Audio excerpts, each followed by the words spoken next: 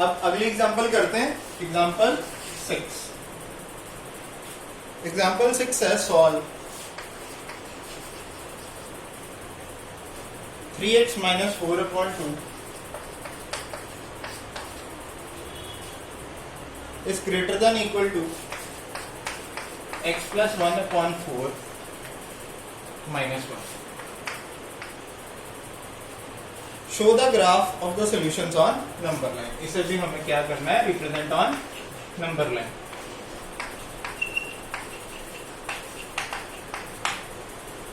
अब सबसे पहले ये राइट साइड के एलसीएम को वाली टर्म सॉल्व करता है। 3x minus 4/2 is greater than equal to x plus 1 minus 4/4। साथ में नोट करो, हमें नहीं बताया उसने x क्या है, so x is a real number। next 3x minus 4/2 is greater than equal to 1 minus 4 हो गया minus 3 x minus 3/4। अब पहले ये एलसीएम खत्म करते हैं, मल्टीप्लाइंग बोथ साइड्स बाय 4 से क्यों किया, 2 से क्यों नहीं किया, क्योंकि 2 से करते तो ये खत्म हो जाता, फिर इसके नीचे रह जाना था 2, तो 4 से किया ताकि ये भी खत्म हो जाए और ये भी खत्म हो जाए। मल्टीप्लाइंग बोथ साइड्स बाय 4 किया, सो 4 into 3x minus 4/2 greater than equal to x minus 3/4 multiplied by 4। Positive number से मल्टीप्लाई या डिवाइड कर रहे हैं तो इनइक्वालिटी का साइन चेंज नहीं होगा, it will stay as it is. तो यहां पर बन गया 6x minus 8 greater than equal to x minus 3। अब वही चीज करते हैं, लेफ्ट साइड पे सारे वेरिएबल्स लेके आते हैं, राइट साइड पे सारे कॉन्स्टेंट्स लेकर के जाते हैं। तो ये खत्म करें पहले, adding 8 to both sides of the equation. Add क्यों किया, ऑफ इनइक्वालिटी। ऐड इसलिए किया क्योंकि ये सबट्रैक्शन में है, तो ऐड करेंगे तो ये खत्म हो जाएगा। 6x minus 8 plus 8 greater than equal to x minus 3 plus 8। so यहां बच गया 6x greater than equal to 8 minus 3 5 x plus 5। अब राइट साइड से x खत्म कर देते हैं, subtracting x from both sides। तो 6x minus x greater than equal to x plus 5 minus x। 5x is greater than equal to 5। अब सिर्फ ये 5 कोएफिशिएंट रह गया x के साथ, इसे खत्म करें, dividing both sides by 5। Both sides 5 से डिवाइड किया तो x is greater than equal to 1। ये है हमारा सॉल्यूशन जो इसे सॉल्व करके आया। अब क्योंकि x रियल नंबर को बिलोंग कर रहा है, अब इसे लिखना कैसे है बिलोंग टू वाले टर्म्स में, x बिलोंग्स टू। ये साइन का मतलब समझा था पिछली वीडियो में, इसका मतलब है बिलोंग्स टू। अब x 1 या उससे बड़ा है, साइन को देख के हमने डिसाइड करना है। x is greater than equal to 1, यानी x जो है 1 या उससे बड़ा है, तो इसकी लीस्ट वैल्यू है 1 और हाईएस्ट वैल्यू क्या आ जाएगी, इन्फिनिटी। इन्फिनिटी जहां पर भी हो, पॉजिटिव या नेगेटिव, हमेशा कौन सी ब्रैकेट डालनी है, राउंड ब्रैकेट। और क्योंकि 1 के बराबर हो सकता है, इसमें इनइक्वालिटी वाले साइन में इक्वल टू है, तो 1 पर कौन सी ब्रैकेट आएगी, स्क्वायर ब्रैकेट। ये क्वेश्चन का सोल्यूशन होता अगर हमें नहीं दिया होता represent it on number line. Because हमें गिवन है कि नंबर लाइन पे रिप्रेजेंट करना है, तो हम इसे नंबर लाइन पे प्लॉट करेंगे।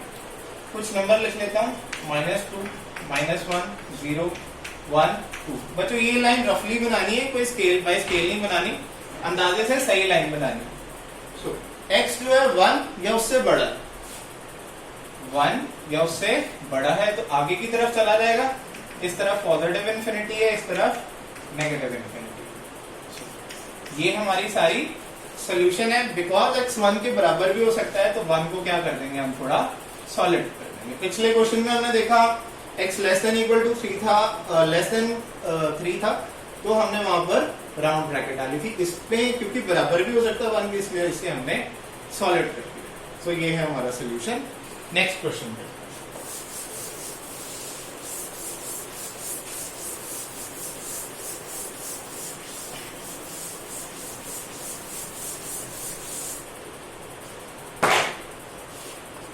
एग्जाम्पल 7।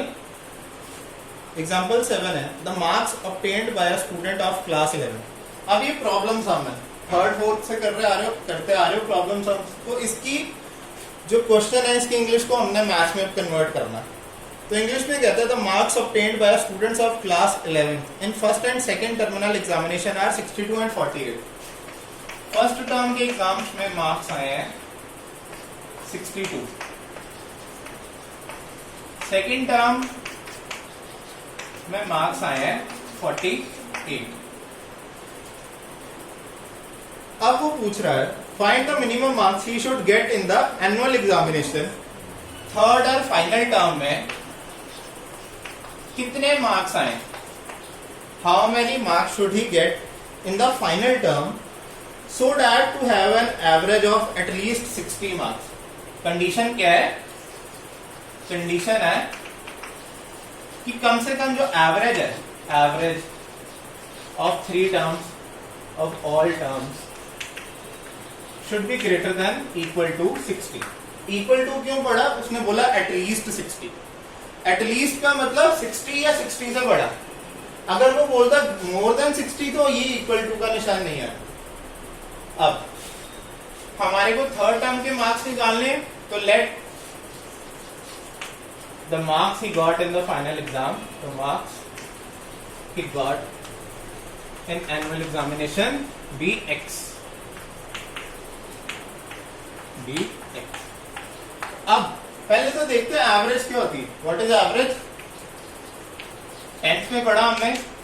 एवरेज मतलब मीन, मीन क्या होता है, sum of observations divided by total observations. Sum of observations 62, 48 and x, 62 plus 48 plus x divided by total observation. कितनी ऑब्जर्वेशन है, 3 ऑब्जर्वेशन डिवाइडेड बाय 3। तो ये होगी हमारी एवरेज। 62 प्लस 48 कर लें तो 110 प्लस x अपॉन 3, ये है एवरेज। अब अकॉर्डिंग टू क्वेश्चन कंडीशन क्या हमारी, average of all terms should be greater than equal to 60, यानी 110 प्लस x बटा 3 should be greater than equal to 60। तो पहले आप एलसीएम खत्म करें, मल्टीप्लाइंग बोथ साइड्स बाय 3, क्या बन जाएगा 110 प्लस x, 3 और 3 कैंसल आउट हो जाएंगे, 60 इंटू 3 180। अब 110 को नेक्स्ट स्टेप में उधर लेके जाना ताकि x अकेला हो जाए। Subtracting 110 from both sides, so 110 plus x minus 110 greater than equal to 180 minus 110। 110 110 cut गए, x should be greater than equal to 70। so ये हमारा फाइनल आंसर आ गया कि उसके कम से कम कितने मार्क्स आए, 70 मार्क्स आएंगे थर्ड टर्म में। तो उसकी जो तीनों टर्म्स की एवरेज है कम से कम क्या आएगी, 60। 70 से ज्यादा आ सकते हैं, 71 के आगे तो उसकी एवरेज 60 से बढ़ जाएगी। पर अगर 70 मार्क्स आते हैं तो उसकी तीनों टर्म्स की एवरेज तो आएगी एटलीस्ट 60। सो अब इससे आगे क्वेश्चन करते हैं एग्जांपल 8। ये हमारी फाइनल एग्जांपल है इस एक्सरसाइज की। इसके बाद हमारी एक्सरसाइज स्टार्ट होगी, उसके क्वेश्चन आप करके मेरे से जो भी प्रॉब्लम्स है उनका सोल्यूशन ले सकते हो या हिंट मार। तो एग्जांपल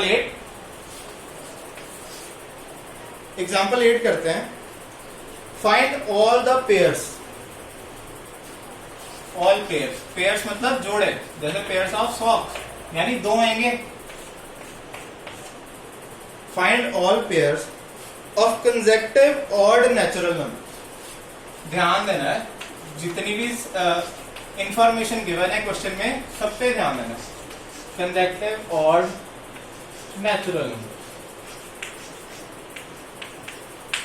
अब कंसेक्यूटिव का मतलब लगातार, पंजाबी में लिखूं तो लगातार, ओके।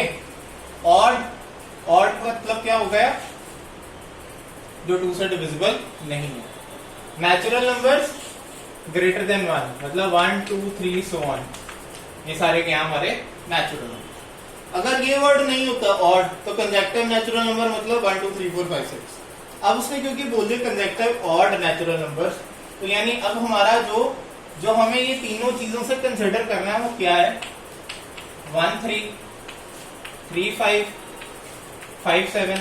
मैं दो क्यों ले रहा हूं, बिकॉज मुझे उसने क्या कहा, पेयर्स लेने, ऑल पेयर्स। पेयर शुरू कहां से होंगे, 1 से, 1 3 3 5 5 7 7 9 सो ऑन। अब मैं 1 5 क्यों नहीं लिया, क्योंकि उसने बोला कंसेक्यूटिव होने चाहिए। Find all pairs of consecutive odd natural numbers. तो पेयर्स मेरे इस फॉर्म में बने। अब कंडीशन पढ़ते हैं, उसकी कंडीशन क्या है, both of which are larger than 10। जो ये दोनों ही नंबर हो, सपोज करता हूं मेरे दोनों नंबर, let the numbers be x and y। अब अगर मैंने x और y ले लिया नंबर, पेयर मेरा क्या बन गया, x, y। अब इसके हिसाब से मेरी सिचुएशन क्या है, x भी ऑड होना चाहिए, x belongs to odd number, और y भी क्या होना चाहिए, ऑड नंबर होना चाहिए, पहली चीज। अब उसने कंडीशन पहली दी है कि दोनों ही 10 से बड़े होने चाहिए, x भी 10 से बड़ा होना चाहिए और y भी 10 से बड़ा होना चाहिए। तो जो ये मैंने पेयर लिखे थे 1 3 3 5 5 7 7 8, इसमें से तो कोई भी नहीं वैलिड, क्योंकि सबसे छोटा नंबर हमारा, सबसे छोटा नंबर जो कि 10 से बड़ा और ऑड है वो क्या है, 11। तो मेरे पेयर्स कहां से शुरू होंगे, 11 13 13 15 15 17 सो ऑन। अब अगली कंडीशन पढ़ते हैं, क्या गिवन है, such that their sum is less than 40। इन दोनों नंबर्स को प्लस करूं तो वो 40 से छोटा हो, x plus why should be less than 40। ये सेकंड कंडीशन है। ये थी हमारी फर्स्ट कंडीशन जो क्वेश्चन में मेंशन्ड है, ये है हमारी सेकंड कंडीशन, और ये सारी हमारे को इंफॉर्मेशन दी हुई है जो क्वेश्चन सॉल्व करने में हेल्प करे। अब find all consecutive, find all pairs of consecutive odd natural numbers both of which are greater than 10 and their sum is less than 40। तो पहला पेयर कंसिडर करते हैं, 11 और 13 दोनों 10 से बड़े हैं, दोनों को प्लस करो, 11 प्लस 13 क्या आ रहा है, 24, 40 से जो कि छोटा है, सो यानी ये पेयर कंसिडर होगा। नेक्स्ट पेयर 13 15 दोनों 10 से बड़े हैं, 13 प्लस 15 28, 40 से छोटे हैं, ट्रू, यानी ये भी पेयर ओके। नेक्स्ट पेयर पे आ जाते हैं 15 17, 15 प्लस 17 किया 32 आया, 40 से छोटा है, ओके, तो ये भी पेयर ठीक है। नेक्स्ट पेयर इसके अगला क्या है, 17 19, 17 प्लस 19 किया 36 बना, 40 से छोटा है, ओके, ये भी आएगा। अगला पेयर 19 21 दोनों 10 से बड़े हैं, 19 प्लस 21 किया 40 आया, 40 40 से छोटा है, 40 40 से छोटा नहीं है, 40 40 के बराबर है। अब वर्क क्योंकि ये उसने बोला है 40 इज ग्रेटर देन 40, तो ये क्या बन गया, कंडीशन गलत हो गई। कंडीशन गलत हो गई तो यानी ये पेयर कंसिडर नहीं होगा। अगर हमारे को कंडीशन होती both of which sum of both is less than equal to 40, तो ये भी पेयर कंसिडर हो जाना था, बिकॉज यहां पर अगर ये चीज लिखी होती 40 is greater than equal to 40 तो ये सही था, पर क्योंकि हमारे को ये नहीं मेंशन्ड है, उसने सिर्फ बोला है कि sum of both the numbers is less than 40, तो हमारा ये जो लास्ट पेयर है कंसिडर नहीं होगा। तो इस क्वेश्चन का आंसर क्या बनता है, 11, 13, 13, 15, 15, 17, 17, 19। ये क्वेश्चन थोड़ा सा डिफिकल्ट है, इसे एक बार दोबारा देखना और समझना, जब तक समझना है उतनी बार वीडियो देखना, बिकॉज ऐसे क्वेश्चन एक्सरसाइज में भी होंगे। तो इसके साथ हमारी सारी एग्जांपल्स खत्म होती है 6.1 की।